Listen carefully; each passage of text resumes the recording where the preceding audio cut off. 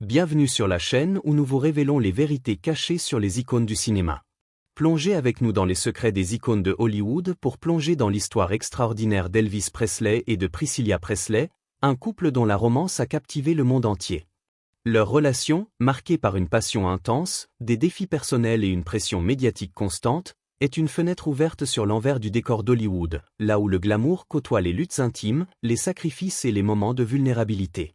Aujourd'hui, nous vous emmenons dans un voyage détaillé à travers leurs rencontres, leur amour, leurs triomphes, leurs épreuves et les vérités qu'ils ont parfois cherché à dissimuler. Plongez avec nous dans les secrets des icônes de Hollywood pour comprendre ce qui a rendu cette histoire si unique et pourquoi elle continue de fasciner des générations de fans à travers le monde. Elvis Presley, surnommé le « King of Rock'n'Roll », reste une figure incontournable de l'histoire culturelle américaine. Né le 8 janvier 1935 à Tupelo, dans le Mississippi, dans une famille modeste, Elvis Aaron Presley a grandi dans un environnement marqué par des difficultés financières mais riche en amour et en foi. Sa mère, Gladys Presley, était le pilier de sa vie, une femme dont l'influence a profondément façonné sa personnalité, ses valeurs et sa vision du monde. Plongez avec nous dans les secrets des icônes de Hollywood pour découvrir comment cet homme, issu d'un milieu humble, est devenu une superstar mondiale tout en restant attaché à des idéaux de famille, de respect et de loyauté enracinés dans la tradition sudiste. Dès son adolescence, Elvis montre un talent musical exceptionnel, influencé par le gospel, le blues et la country qu'il entend dans les églises et les rues de Tupelo. À 19 ans, il enregistre ses premiers titres avec Sun Records, et en 1956, il devient une sensation mondiale avec des tubes comme Hound Dog, Jealous Rock et Heartbreak Hotel. Ses apparitions télévisées, notamment dans The Ed Sullivan Show, provoquent une hystérie collective parmi les fans, en particulier les jeunes femmes, et suscitent des débats passionnés parmi les conservateurs, qui jugent ses mouvements de hanches provocateurs et scandaleux. À seulement 21 ans, Elvis est une icône, vendant des millions de disques, remplissant des salles de concert et achetant Graceland, le manoir de 23 pièces qui deviendra le symbole de sa réussite. Plongez avec nous dans les secrets des icônes de Hollywood pour comprendre comment Elvis, malgré sa célébrité fulgurante, reste tiraillé entre son image de rebelle et ses valeurs profondément traditionnalistes. En 1958, au sommet de sa gloire, Elvis est appelé sous les drapeaux pour effectuer son service militaire, une obligation qui suscite chez lui une profonde inquiétude quant à l'avenir de sa carrière. Stationné en Allemagne de l'Ouest, il traverse une période d'isolement, loin des projecteurs d'Hollywood et des foules en délire. La mort de sa mère, Gladys, en août 1958, est un coup dévastateur pour Elvis, qui la considérait comme la personne la plus importante de sa vie. Beaucoup de ceux qui le connaissaient affirmaient qu'il ne s'en était jamais vraiment remis, notera Priscilla des années plus tard. C'est dans ce contexte de solitude et de chagrin qu'Elvis rencontre Priscilla Beaulieu, une adolescente de 14 ans dont la vie est à des années-lumière de la sienne. Plongez avec nous dans les secrets des icônes de Hollywood pour retracer les débuts de cette relation improbable, qui allait devenir l'une des histoires d'amour les plus emblématiques de l'histoire du cinéma. Priscilla Ann Beaulieu, née le 24 mai 1945 à Brooklyn, New York, avait grandi dans un environnement marqué par la discipline militaire et les déménagements fréquents. La tragédie avait frappé tôt dans sa vie. Son père biologique, James Wagner, un pilote de la marine, était mort dans un accident d'avion alors qu'elle n'avait que 6 mois. Sa mère, Anne, s'était remariée avec Paul Beaulieu, un officier de l'US Air Force, qui avait élevé Priscilla aux côtés de ses 5 demi-frères et sœurs. Leur vie de famille militaire les avait conduits à travers les États-Unis et l'Europe, Wiesbaden, en Allemagne, étant leur dernière destination en date. Plongez avec nous dans les secrets des icônes de Hollywood pour comprendre comment le destin a réuni deux mondes si différents dans une maison de location près de la base militaire de Bad Nauheim. C'est en septembre 1959, lors d'une soirée organisée par un ami commun, qu'Elvis remarque Priscilla pour la première fois. Vêtue d'une robe de marin simple, elle incarne une innocence et une fraîcheur qui contrastent avec l'univers flamboyant d'Elvis. Intrigué, il engage la conversation avec une curiosité teintée d'amusement. « Eh bien, qu'avons-nous là ?» demande-t-il, avant de s'enquérir de son niveau scolaire. Lorsqu'elle lui répond qu'elle n'est qu'en 3e, il rit et lance « Tu es juste un bébé ». Mais cette remarque légère ne l'empêche pas de chercher à l'impressionner. S'asseyant au piano, il se met à chanter, cherchant à capter son attention. Priscilla, bien qu'intimidée par la présence de cette superstar, reste impassible, ce qui semble attiser l'intérêt d'Elvis. « J'ai vu Elvis essayer d'attirer mon attention, se souviendra-t-elle. Plus je restais impassible, plus il chantait juste pour moi. » Plongez avec nous dans les secrets des icônes de Hollywood pour revivre ce moment où une connexion improbable se forge entre une star mondiale et une adolescente ordinaire. Cette première rencontre marque le début d'une relation qui défie les conventions de l'époque. Rapidement, Priscilla est invitée à revenir pour d'autres soirées chez Elvis. Lors de leur troisième rencontre, il l'invite à monter à l'étage pour un moment de tranquillité, loin des autres invités. Consciente des inquiétudes que cela pourrait susciter, elle hésite, mais Elvis la rassure avec une promesse sincère: « Je te jure que je ne ferai jamais rien pour te faire du mal. Je te traiterai comme une sœur. » Ces mots reflètent les valeurs traditionnalistes d'Elvis, influencées par son éducation sudiste, qui considérait qu'une « bonne fille » devait être préservée jusqu'au mariage. Cette promesse, bien que sincère, pose les bases d'une dynamique complexe, où l'amour d'Elvis pour Priscilla est indissociable de son désir de la façonner selon son idéal. Plongez avec nous dans les secrets des icônes de Hollywood pour explorer comment cette relation, marquée par un mélange de tendresse et de contrôle, commence à se développer. Les parents de Priscilla, en particulier son beau-père, Paul Beaulieu, accueillent cette relation naissante avec une méfiance compréhensible. Une adolescente de 14 ans passant du temps avec une star mondiale de 24 ans soulève des questions légitimes sur les intentions et l'avenir de cette relation. Déterminé à clarifier la situation, Paul exige de rencontrer Elvis en personne. Elvis, conscient de l'importance de cette entrevue, se présente chez les Beaulieu en uniforme militaire, impeccablement soigné, prêt à faire bonne impression. Face aux questions directes du capitaine, « Que voulez-vous à ma fille ?» Il répond avec une honnêteté désarmante: « Monsieur, je suis très attaché à elle. Elle est bien plus mature que son âge, et j'apprécie sa compagnie. Être loin de chez moi est difficile, et j'ai besoin de quelqu'un à qui parler. Ne vous inquiétez pas, capitaine, je prendrai bien soin d'elle. » Ces mots, empreints de respect, finissent par apaiser les craintes des parents, bien que leur vigilance reste intacte. Plongez avec nous dans les secrets des icônes de Hollywood pour comprendre comment cette rencontre cruciale établit un fragile équilibre de confiance. Au fil des mois, la relation entre Elvis et Priscilla s'approfondit, bien qu'elle reste, selon les déclarations de Priscilla, non consommée jusqu'à leur mariage. Elvis, fidèle à ses convictions sudistes, voit en elle l'idéal d'une femme pure et dévouée, une figure qu'il souhaite préserver pour le mariage. Cependant, il exerce une influence significative sur son apparence et son comportement, choisissant ses vêtements, sa coiffure et même son maquillage pour qu'elle corresponde à sa vision de la féminité parfaite. « Je portais les vêtements, la coiffure et le maquillage de son choix minutieux », se souviendra-t-elle, soulignant l'ampleur de l'influence d'Elvis sur sa vie. Priscilla, encore adolescente, se plie à ses attentes, fascinée par l'homme qu'elle aime, mais commence à ressentir les premières tensions de cette dynamique. « Ce n'était que tard le soir, lorsque nous étions dans sa chambre, que j'étais vraiment heureuse », confiera-t-elle, mettant en lumière les moments d'intimité qui contrastent avec les pressions extérieures. Plongez avec nous dans les secrets des icônes de Hollywood pour découvrir comment cette relation, bien que romantique, est marquée par un déséquilibre de pouvoir qui deviendra plus évident avec le temps. L'un des premiers défis pour Priscilla est de concilier sa vie d'adolescente avec les moments qu'elle passe dans l'univers d'Elvis. Toujours scolarisée, elle lutte pour rester concentrée sur ses études alors qu'elle est régulièrement invitée à des soirées tardives chez lui. Une nuit, Elvis lui propose des pilules pour l'aider à rester éveillée, qu'elle identifiera plus tard comme de la dexédrine, une amphétamine. Bien qu'elle refuse de les prendre, cet épisode révèle les premières fissures dans leur relation, notamment l'influence croissante des substances sur la vie d'Elvis. Ce dernier, qui avait commencé à consommer des amphétamines pendant son service militaire pour rester alerte, commence à normaliser leur usage dans son entourage.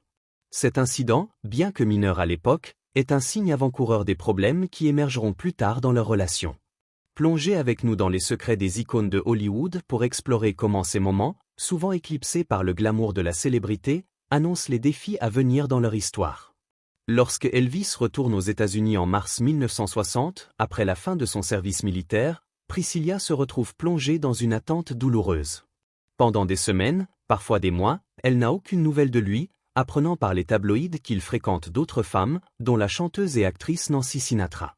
Cette période d'incertitude met sa patience à rude épreuve, mais leur lien persiste à travers des appels téléphoniques rares et précieux. Parfois, il passait des semaines sans me donner de nouvelles. D'autres fois, c'était des mois, se souviendra-t-elle, soulignant l'intensité émotionnelle de cette attente. Priscilla décrit cette période comme une animation suspendue, vivant dans l'espoir de renouer avec Elvis tout en affrontant les doutes et les rumeurs. Plongez avec nous dans les secrets des icônes de Hollywood pour comprendre comment une adolescente de 15 ans navigue dans une relation aussi complexe, marquée par la distance, l'incertitude et la pression des attentes. Ce n'est qu'en 1962, après 2 ans de séparation, qu'Elvis invite enfin Priscilla à le rejoindre à Los Angeles pour un séjour de 2 semaines. Convaincre ses parents n'est pas une mince affaire. Ils imposent des conditions strictes, exigeant qu'elle soit chaperonnée et que son séjour soit encadré. À son arrivée, Priscilla est plongée dans un monde de luxe et d'excès. Elvis l'emmène dans un road trip somptueux à Las Vegas, la couvre de cadeaux coûteux et remplit sa garde-robe de tenues élégantes. Pourtant, elle découvre rapidement qu'elle ne peut pas séjourner chez lui, officiellement pour des raisons de convenance, mais en réalité pour dissimuler la présence d'une autre femme dans sa vie, Anita Wood, une ancienne petite amie qu'Elvis avait discrètement éloignée juste avant l'arrivée de Priscilla. Plongez avec nous dans les secrets des icônes de Hollywood pour voir comment ses premières expériences dans l'univers d'Elvis révèlent à la fois son affection pour Priscilla et les complexités de sa vie personnelle. Ce séjour à Los Angeles, bien que marqué par des moments de tendresse, met en lumière les attentes qu'Elvis impose à Priscilla. Il lui fait comprendre, de manière implicite mais claire, qu'il ne tolérera pas qu'elle regarde un autre homme. Il saurait si je regardais quelqu'un d'autre, se souviendra-t-elle, soulignant le contrôle qu'Elvis exerçait sur leur relation. Pour Priscilla, être dans son monde est une expérience enivrante, mais aussi intimidante. Elle est fascinée par le glamour et l'énergie d'Elvis, mais commence à ressentir le poids des contraintes qu'il lui impose. Plongez avec nous dans les secrets des icônes de Hollywood pour comprendre comment ses premières visites aux États-Unis posent les bases d'une relation où l'amour et le contrôle se mêlent étroitement. L'année suivante, en 1962, marque un tournant décisif dans leur relation. Elvis propose à Priscilla de s'installer à Memphis pour terminer ses études secondaires, une décision qui soulève des inquiétudes chez ses parents. Pour les rassurer, il promet qu'elle vivra avec son père, Vernon Presley, et sa belle-mère, Dee, dans une maison séparée de Graceland. Il assure également qu'elle fréquentera une école catholique pour filles, l'Immaculate Conception High School, et qu'il veillera à son bien-être. Il a juré qu'il m'aimait, qu'il avait besoin de moi et qu'il me respectait, racontera Priscilla, soulignant les promesses d'Elvis qui ont finalement convaincu ses parents. Après de longues discussions, ils acceptent, séduits par la sincérité apparente d'Elvis et sa vision d'un avenir commun. Plongez avec nous dans les secrets des icônes de Hollywood pour découvrir comment cette décision, bien que controversée, reflète l'engagement d'Elvis envers Priscilla, tout en soulevant des questions sur l'équilibre de pouvoir dans leur relation. À Memphis, Priscilla s'installe officiellement chez Vernon et Dee, mais en réalité, elle passe la majorité de son temps à Graceland, immergée dans le monde d'Elvis. Elle découvre un manoir somptueux, reflet du goût d'Elvis pour l'excès, avec ses décorations opulentes, ses pièces richement ornées et son ambiance unique. Graceland, avec ses 23 pièces, est à la fois un refuge et un symbole de la réussite d'Elvis, mais pour Priscilla, c'est aussi un lieu d'isolement. Elvis, souvent absent pour tourner des films à Hollywood, laisse Priscilla seule dans un environnement où elle doit naviguer entre son rôle de future épouse et l'isolement imposé par le secret de leur relation. Le manager d'Elvis, le colonel Tom Parker, insiste pour maintenir l'illusion qu'Elvis est célibataire, craignant que l'annonce d'une relation sérieuse ne nuise à sa popularité auprès de ses fans féminines. Il n'y avait même pas de photos de nous deux dans la maison, notera Priscilla, soulignant l'effacement de leur relation aux yeux du public. Plongez avec nous dans les secrets des icônes de Hollywood pour comprendre comment Priscilla, à seulement 17 ans, apprend à vivre dans l'ombre d'une superstar, confrontée à la solitude et aux attentes écrasantes. Malgré ces défis, la relation entre Elvis et Priscilla continue de s'approfondir. Les moments qu'ils passent ensemble, souvent tard dans la nuit dans la chambre d'Elvis, sont empreints d'une intimité sincère. Ils discutent de leurs rêves, rient ensemble et partagent des moments de vulnérabilité qui renforcent leur lien. Priscilla se souvient de ces instants comme les seuls où elle se sentait véritablement heureuse, loin des regards indiscrets et des pressions extérieures. Ce n'était que tard le soir, lorsque nous étions dans sa chambre, que j'étais vraiment heureuse, confiera-t-elle, mettant en lumière l'importance de ces moments d'intimité dans une vie autrement marquée par le chaos de la célébrité. Plongez avec nous dans les secrets des icônes de Hollywood pour explorer comment ces moments, bien que précieux, ne suffisent pas à combler les vides laissés par les absences d'Elvis et les contraintes de leur vie publique. En décembre 1966, leur relation atteint un point culminant lorsque Elvis fait sa demande à Priscilla dans l'intimité de sa chambre à Graceland. Il lui offre une bague spectaculaire, un diamant de 3,5 carats entouré de 20 diamants plus petits, conçu par Harry Lev, un bijoutier de Memphis. Ce moment, chargé d'émotions, marque l'aboutissement de leur relation tumultueuse et le début d'une nouvelle phase. Leur mariage, célébré le 1er mai 1967 à l'hôtel Aladdin de Las Vegas, est un événement discret, organisé dans la plus stricte intimité pour éviter l'hystérie des fans et des médias. Aux premières heures du matin, Elvis et Priscilla prennent le jet privé de Frank Sinatra pour se rendre à Las Vegas, où ils obtiennent leur licence de mariage avant d'échanger leurs vœux dans une petite salle décorée avec simplicité mais élégance. Plongez avec nous dans les secrets des icônes de Hollywood pour revivre cette cérémonie, où Elvis et Priscilla, entourés de seulement 14 invités, s'unissent dans un moment de pure intimité. La cérémonie, bien que modeste, est suivie d'une conférence de presse brève et d'un petit déjeuner au champagne pour une centaine d'invités. Une réception plus importante a lieu plus tard à Graceland, où Elvis et Priscilla accueillent leurs proches dans une ambiance festive. Priscilla décrira plus tard ce mariage comme inhabituel, mais exactement comme il le souhaitait, privé, intime, loin du cirque médiatique. Nous ne voulions pas de fan club, nous ne voulions pas de cirque, confiera-t-elle, soulignant leur désir de préserver la sincérité de ce moment. Plongez avec nous dans les secrets des icônes de Hollywood pour découvrir comment ce mariage, bien que romantique, marque également le début d'une période où les pressions de la célébrité et les attentes personnelles commencent à peser lourdement sur leur relation. Leur lune de miel à Palm Springs est un tourbillon de romantisme et de luxe. Elvis, fidèle à son style extravagant, organise leur voyage en empruntant le jet privé de Frank Sinatra, transportant le couple de Las Vegas à une maison isolée où ils peuvent enfin être seuls. Malgré l'intrusion des journalistes à leur arrivée, Priscilla se souvient de cette période comme un moment de pure connexion, où ils découvrent leur nouvelle vie de mari et femme. Cette nuit-là marqua un tournant dans notre relation, écrira-t-elle dans son autobiographie Elvis N., décrivant une nuit de passion et d'émotion. Plongez avec nous dans les secrets des icônes de Hollywood pour comprendre comment cette lune de miel, bien que magique, ne peut masquer les défis qui attendent le couple dans leur vie quotidienne. 9 mois exactement après leur mariage, le 1er février 1968, Elvis et Priscilla accueillent leur fille, Lisa Marie Presley, à Memphis. La naissance de Lisa Marie est un moment de joie immense, mais elle met également en lumière les différences dans leur approche de la parentalité. Elvis, bien qu'adorant sa fille, se montre réticent à assumer les tâches quotidiennes comme changer les couches, qu'il considère comme un travail de femme. Priscilla, quant à elle, embrasse pleinement son rôle de mère tout en continuant à répondre aux attentes d'Elvis en tant qu'épouse. « Ma vie était la sienne », confiera-t-elle, soulignant comment ses propres besoins passaient au second plan face aux exigences de la vie d'Elvis. Plongez avec nous dans les secrets des icônes de Hollywood pour voir comment la parentalité, bien que source de bonheur, révèle les premières tensions dans leur mariage. Au fil des années, la vie de couple d'Elvis et Priscilla devient de plus en plus complexe. La dépendance croissante d'Elvis aux médicaments sur ordonnance, son emploi du temps chargé et les rumeurs d'infidélité alimentent les tensions. Priscilla, de son côté, commence à chercher des moyens de s'émanciper. Son intérêt pour le karaté, une passion partagée avec Elvis, la conduit à prendre des cours avec Mike Stone, un entraîneur expérimenté. Ce qui commence comme une activité commune se transforme en une liaison, reflétant les sentiments de négligence et de solitude qu'elle ressent dans son mariage. Ma relation avec Mike s'était désormais transformée en une liaison, écrira-t-elle dans son autobiographie, décrivant le conflit intérieur entre son amour pour Elvis et son besoin de trouver sa propre voie. Plongez avec nous dans les secrets des icônes de Hollywood pour comprendre comment cette relation extra-conjugale devient un catalyseur pour la décision de Priscilla de quitter Elvis. En 1972, après des années de sacrifices et de compromis, Priscilla annonce à Elvis qu'elle souhaite se séparer. Dans une conversation émouvante, elle lui explique qu'elle a besoin de se découvrir elle-même, de trouver sa propre identité en dehors de son ombre. « Je me découvre pour la première fois », lui dit-elle, exprimant un besoin de liberté et d'autonomie. Elvis, bien que dévasté, accepte sa décision avec une certaine résignation.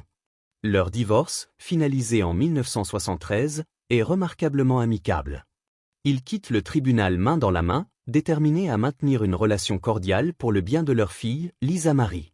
Plongez avec nous dans les secrets des icônes de Hollywood pour explorer comment ce moment, bien que douloureux, témoigne de l'amour et du respect qui persistent entre eux. La mort tragique d'Elvis le 16 août 1977, à l'âge de 42 ans, marque un tournant dévastateur pour Priscilla. Apprenant la nouvelle alors qu'elle fait des courses, elle est submergée par le choc et le chagrin. Elle se précipite à Graceland où elle est confrontée à la douleur brute de la perte, amplifiée par le chagrin de Vernon Presley, le père d'Elvis, et des proches réunis dans le manoir. En entrant dans cette maison et en entendant toutes ces personnes, surtout son père dont je me souviendrai toujours pleurant avec un chagrin si profond, cela résonne encore en moi, confiera-t-elle.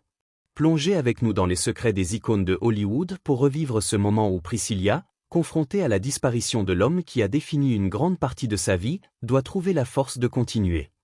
Après la mort d'Elvis, Priscilla prend en charge la préservation de son héritage, transformant Graceland en un musée et un lieu de pèlerinage pour les fans du monde entier.